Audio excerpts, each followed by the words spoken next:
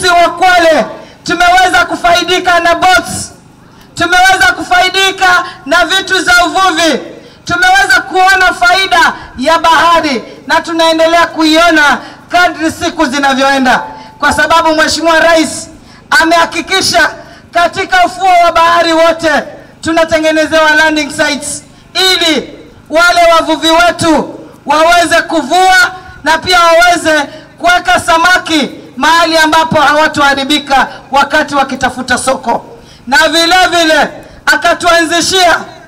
Shimoni Port ambayo pia ni ya masuala ya uvuvi.